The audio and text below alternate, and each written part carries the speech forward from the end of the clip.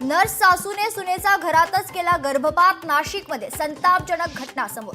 आंतरजातीय प्रेमविवाह केल्यानं सासू नंदेकडून पीडितेला जातीवाचक शिवीगाळ. वैष्णवी हगवणे आत्महत्या प्रकरणी धक्कादायक माहिती समोर. मृत्यूच्या दिवशीही वैष्णवीला मारहाण. वैष्णवीचा शवविच्छेदन अहवाल पोलिसांकडून कोर्टात दाखल.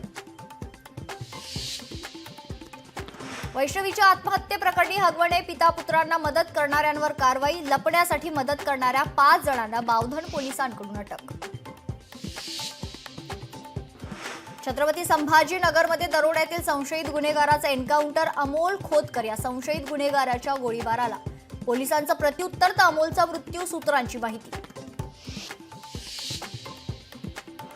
ठाणे, नाशिक, शिर्डीमध्ये ईडीची छापेमारी.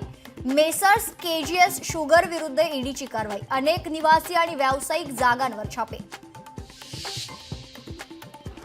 ठाण्यात बनावट नोटांच्या रॅकेटचा पर्दाफाश. ठाणे गुन्हे शाखेची मोठी कारवाई.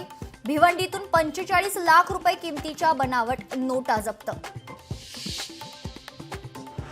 वाहून जाणारा कांदा वाचवण्यासाठी चिमुरडीची धडपड. बीडच्या शेतकऱ्याला मिलिंद नार्वेकरांकडून 1 लाखांची मदत. लोकशाही मराठीच्या बातमीचा इम्पॅक्ट. केंद्रीय गृहमंत्री अमित शहांचा मुंबई आणि दिल्लीचा दौरा आटोपता.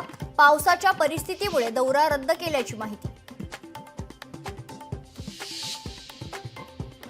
पुण्यासह रायगड, रत्नागिरीला हवामान विभागाकडून रेड अलर्ट. तर पुढील 4 ते 5 दिवस सातारा, कोल्हापूर आणि सांगलीत जोरदार पावसाची शक्यता. राज्य मंत्रिमंडळाची आज दुपारी 3 वाजता सह्याद्री अतिथीगृहावर बैठक. राज्यात मुसळधार पावसानं झालेल्या नुकसानीवर चर्चा होण्याची शक्यता. राज्यात 278 सक्रिय कोरोना रुग्ण. मुंबईत 37, ठाण्यात 19, पुण्यात 2 कोरोना बाधित. घाबरू नका, पण काळजी घ्या, प्रशासनाचं आवाहन.